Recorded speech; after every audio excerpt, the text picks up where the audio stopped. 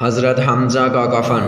حضور اقدس صلی اللہ علیہ وآلہ وسلم کے چچا حضرت حمزہ غزوہ احد میں شہید ہو گئے اور بے درد کافروں نے آپ رضی اللہ تعالیٰ عنہ کے کان، ناک وغیرہ اعضاء کاٹ دیے اور سینہ چیر کر دل نکالا اور طرح طرح کے ظلم کیے۔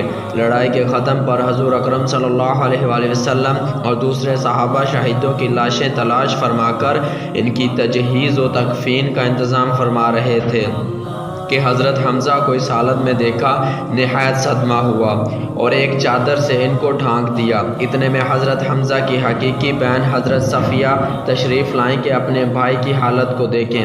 حضور صلی اللہ علیہ وآلہ وسلم نے اس خیال سے کہ آخر عورت ہے، ایسے ظلموں کو دیکھنے کا تحمل مشکل ہوگا، ان کے صاحبزادہ حضرت زبیر رضی اللہ تعالیٰ عنہ سے ارشاد فرمایا کہ اپنی والدہ کو دیکھنے سے منع کرو۔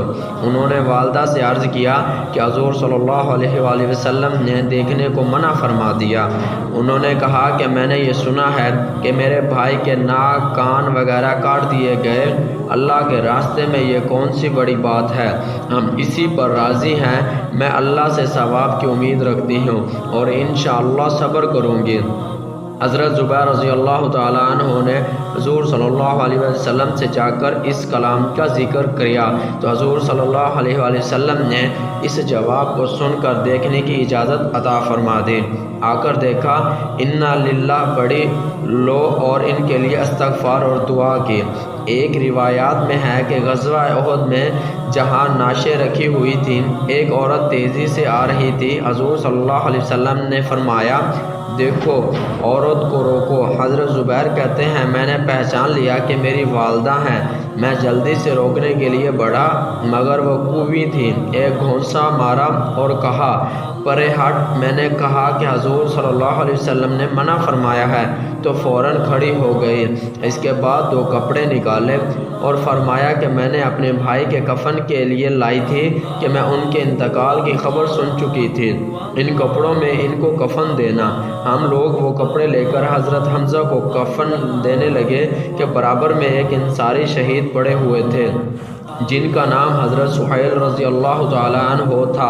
ان کو بھی کفار نے ایسا ہی حال کر رکھا تھا جیسے کہ حضرت حمزہ رضی اللہ تعالیٰ عنہ کا تھا۔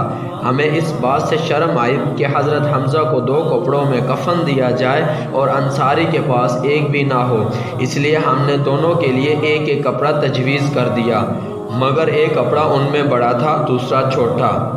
تو ہم نے قرعہ ڈالا کہ قرعہ میں جو کپڑا جن کے حصے میں آئے گا ان کے کفن میں لگایا جائے۔ قرعہ میں بڑا کپڑا حضرت سہیل رضی اللہ تعالیٰ عنہ کے حصے میں آیا اور چھوٹا حضرت حمزہ رضی اللہ تعالیٰ عنہ کے حصے میں آیا، جو ان کے قد سے بھی کم تھا۔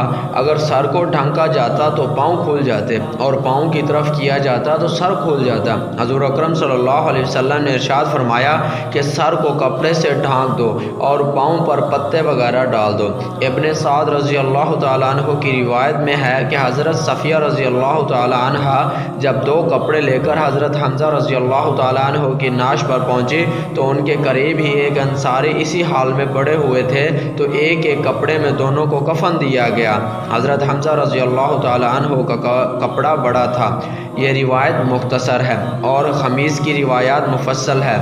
فائدہ میں فرماتے ہیں، یہ 2 جہاں کے بادشاہ کے چچا کا کفن ہے، وہ بھی اس طرح کہ ایک عورت اپنے بھائی کے لیے 2 کپڑے دیتی ہے، اس میں یہ گوارا نہیں کہ دوسرا انصاری بے کفن رہے۔ ایک ایک کپڑا بانٹ دیا جاتا ہے اور پھر چھوٹا کپڑا اس شخص کے حصے میں آتا ہے جو کئی وجہ سے ترجیح کا استحقاق بھی رکھتا تھا۔ غریب پروری اور مساوات کے دعوے دار اگر اپنے دعووں میں سچے ہیں تو ان پاک ہستیوں کا اتباع کریں جو کہہ کر نہیں بلکہ کر کے دکھلا گئے۔ ہم لوگوں کو اپنے لیے ان کا پیروکار کہنا بھی شرم کی بات ہے۔